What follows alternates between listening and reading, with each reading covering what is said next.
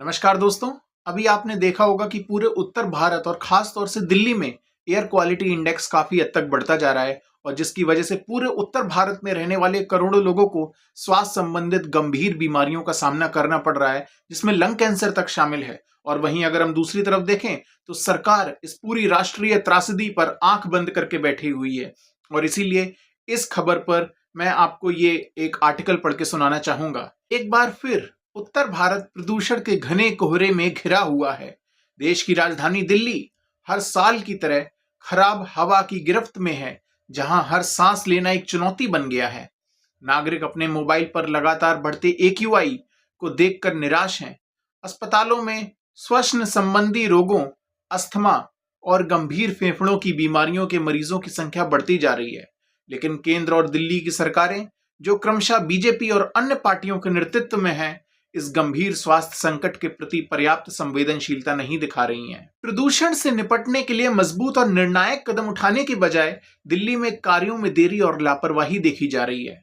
दिल्ली विधानसभा से महज 1 किलोमीटर की दूरी पर मॉल रोड पिछले 1 साल से खुदी हुई है और अधूरी पड़ी है। यहाँ से गुजरने वाले वाहनों से उड़ने वाली धूल वायु प्रदूषण को सीधे बढ़ा रही है और नागरिकों के स्वास्थ्य को नुकसान पहुंचा रही है।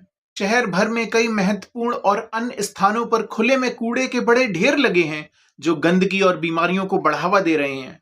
वहीं कभी शहर की शान कही जाने वाली यमुना नदी अब औद्योगिक और सीवेज प्रदूषण के कारण एक गंदी जलधारा में बदल चुकी है, जो पर्यावरण संकट को गंभीर बना रही है। शासन की प्राथमिकताओं का अंतर स्पष्ट है।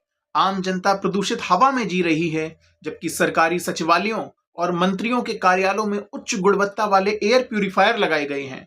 यह दिखाता है कि सत्ता में बैठे लोगों के स्वास्थ्य को आम नागरिकों की सेहत से ऊपर रखा जा रहा है। प्रदूषण से बचाव में वन और हरियाली की भूमिका सबसे महत्वपूर्ण है, लेकिन दिल्ली और पूरे देश में इन पर दबाव बना हुआ है। रिपोर्टों के अनुसार दिल्ली में सघन वन क्षेत्र लगातार शहरी विकास की मांग के चलते प्रभावित हो रहा है और वहीं राष्ट्रीय स्तर पर भी हजारों हेक्टेयर वन क्षेत्रों को औद्योगिक और खनन परियोजनाओं के लिए उपयोग की अनुमति दी जा रही है। छत्तीसगढ़ में हसदेव अरण्य जैसे महत्वपूर्ण वन और देश के अन्य हिस्सों में भी विकास के नाम पर प्रकृति के साथ समझौता किया जा रहा है, जिससे लाखों पेड़ों की कटाई हो रही है। यह पर्यावरण संतुलन और स्थानीय समुदाय के हितों की अनदेखी है। पश्चिमी देशों और अन्य विकसित राष्ट्रों के शहर जब प्रदूषण का सामना करते हैं तो उनकी सरकारें तेजी और सख्ती से प्रतिक्रिया करती हैं। वे वाहनों पर प्रतिबंध, औद्योगिक नियमों को सख्त करना और स्वच्छता मानकों को तुरंत लागू करना सुनिश्चित करते हैं। इसके विपरीत भारत में प्रदूषण नियंत्रण के प्रयासों में कमी दिखती है।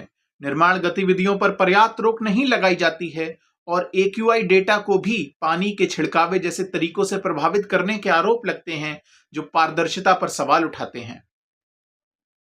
इस गंभीर स्वास्थ्य और पर्यावरणीय चुनौती के बीच सरकार का ध्यान सार्वजनिक स्वास्थ्य और कल्याण की बजाय बड़े समारोह और धार्मिक आयोजनों और मंदिर स्थापना आदि पर अधिक केंद्रित दिखाई देता है। एक लोकतांत्रिक सरकार का मुख्य कर्तव्य अपने नागरिकों के जीवन की रक्षा करना और उनके संवैधानिक अधिकारों को सुनिश्चित करना है।